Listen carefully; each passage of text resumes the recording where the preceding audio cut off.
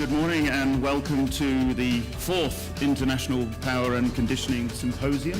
Thank you very much for giving up a significant amount of time to come and listen to fellow guest speakers and listen to us talk about our view on where we are with Industry 4 and hyperscale data centers. I'd like to get started with a little presentation from myself, which is really just to set the scene, the way in which we think hyperscale data centers and computing is heading. So we're doing more virtualization. We're trying to do more with less power, less IT requirements, less cooling requirements. We're doing more with less. Companies are increasingly realizing that they can't manage data centers themselves.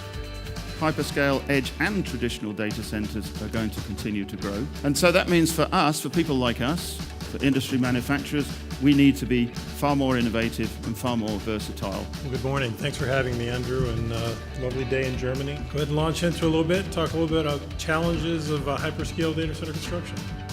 So some of the other future impact that you'll see is that with the raising of the temperature in the cold aisle, the ability to keep air moving across that server is essential.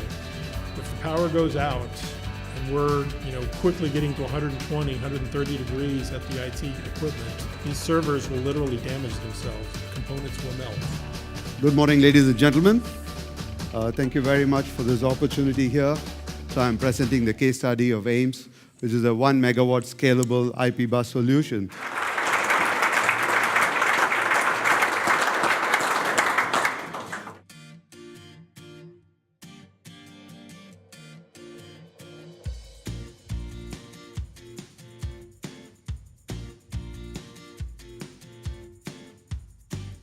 And welcome to our test department here.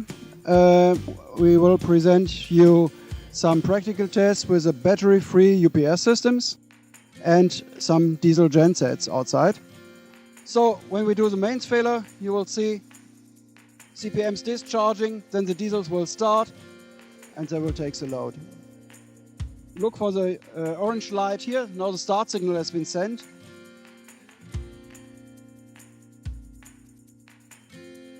Starting time for the gensets, 14 seconds. And at this value we have 95.5% efficiency with the power bridges charged and running and tickle charged, so fully operational system. Today I'd like to present to you our XT multi-module system, a scalable system in 250 kilowatt building blocks, up to 1 megawatt on a single centralized bypass. And between 2 centralized bypass, you can have up to 2 megawatts of capacity. I'd now like to invite you for a live demonstration of the XT MMS product. Now we'll do a quick mains failure, show the system carry the load while there's no mains input. And now we'll start charging back up to full capacity. It'll take just over a minute. I'd like to invite you all to step this way where I'll hand it back over to Frank to see the PB60 demonstration. It operates at 600 volts, 60 hertz, and I think we can now do the test. As this power bridge has 60 megajoule, that's a neat number, because we can show you now a discharge of 1 megawatt for 1 minute. You can see the power bridge charge level there going down. Okay, caught it right on the point. So 1 megawatt for 60 seconds. Frank, what is the recharge time once you've fully discharged it? The nominal recharge time is here about 4 minutes, I would say.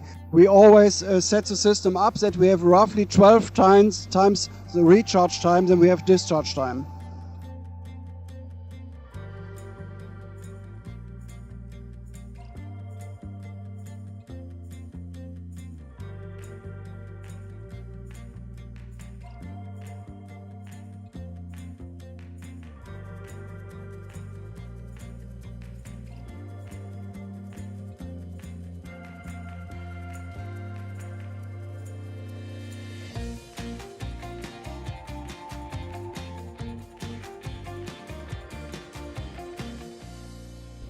Good morning, everybody. Right. Hope you had a good, enjoyable dinner last night.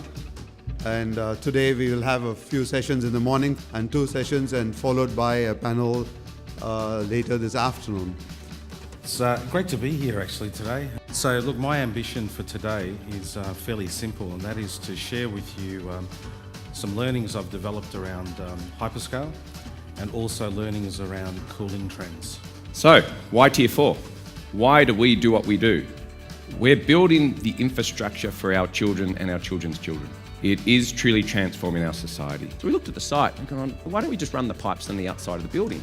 Oh my goodness, I can fit more racks in, which is millions of dollars of more revenue. It's Tier 4 compliant, and by default, we've sidestepped some of these rules and containment by putting your stuff outside. The dollars per megawatt for this dropped dramatically over our old water-cooled chilled systems as well.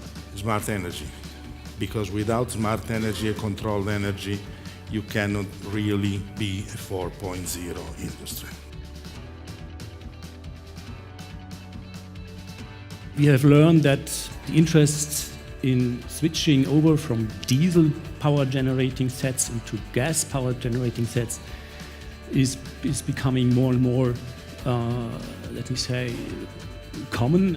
We have 7 power stations in our facility for power, and we have around about, I think 5 cooling stations implemented for chilled water. They don't want to build a data center that looks very similar to their competitors, their neighbors. So we propose a solution. We bring in all the project key stakeholders like equipment suppliers and subcontractors. We're going to bring them on board early on during design to help work on the project. This hadn't been done before, but we worked with Pillar, and they were brave enough to take this on. This is our panel discussion, headed and chaired by Scott Davis. So as you can see, we have quite a elaborate cross-section of expertise, so we should have quite a lively discussion. I think looking at Asia, one of the things that's happening is, particularly in Singapore, it wants to be the smart city of the future. It's going to move that way. What we're trying to do, as I said, is maintain spatials and flexibility in the design. So we don't overcommit. It gets challenging to design trying to predict the future. All right, with that, I think it's time to open it up to the audience if they have any questions for the panelists. I would have 25 questions, but I'll take only 2 of them. I like what you suggest about the noise regulation. All the noises at a data center are very repetitive and could be canceled with a counter noise if you think about it. It's a great question, Rob. An awesome question. So I do think one of the comments that was made yesterday, and I think it's a reality the next 2 years we'll see, is a mix of what we'll call core data centers, which are the ones we know today, and edge data. So, after that, one more time, please, everybody, our guest speakers. Thank you.